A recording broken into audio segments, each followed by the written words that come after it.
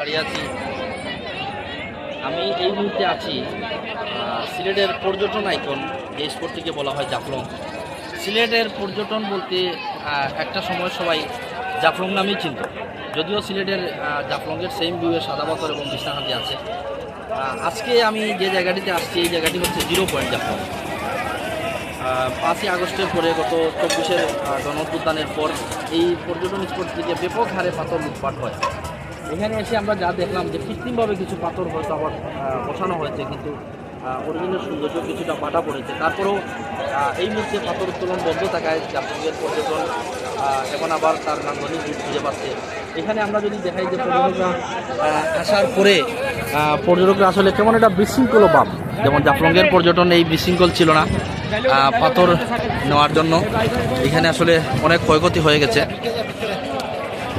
তারপরেও এই মুহূর্তে জাফলংয়ের পর্যটন যথেষ্ট সমৃদ্ধ হচ্ছে। এইখানে আমি যদি আপনাদেরকে দেখাই, আজকে শুক্রবার প্রচুর পর্যটক এখানে এসেছেন বেড়াতে। বাংলাদেশের বিভিন্ন প্রান্ত থেকে সিলেট যারা ভ্রমণে আসেন তাদের মূলত অন্যতম পছন্দের তালিকায় থাকে জাফলং। একটা সময় সিলেটের পর্যটন স্পট বলতে আমরা জাফলংকেই চিনতাম। যারা সিলেটে আসতেন, জাফলং ছাড়া সিলেটের পর্যটন কল্পনা করা যেত না। যদিও জাফলংয়ের সেম বিকল্প বিছনাকান্দি, সাদাপাথর সহ আরও বেশ কয়েকটি স্পট আছে।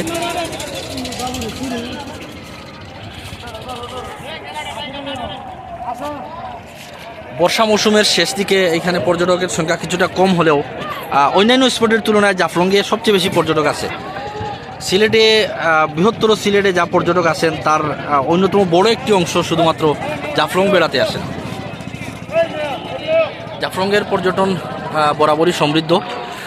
এইখানে আসার পরে আপনি স্বচ্ছ পানিতে গোসল করা বা এইখান থেকে পাথরের উপর বসে ছবি তোলা এবং এই যে সৌন্দর্য, এটি আসলে আপনি সিলেটের পর্যটনকে আরও সমৃদ্ধ করেছে। এই সাদাপাথর কাণ্ডের পর সিলেটে পর্যটকদের উপস্থিতি আসলে তেমন একটা কমে নাই, বরঞ্চ পর্যটকরা এই ব্যাপারে ব্যতীত এবং তারাও এই সাদাপাথর লুটকাণ্ডে নিন্দা জানিয়েছেন এবং ব্যাপক পর্যটক আবারও আসতে শুরু করেছেন।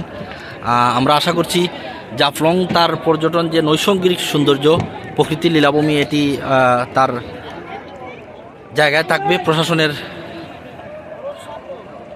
শক্ত অবস্থানের কারণে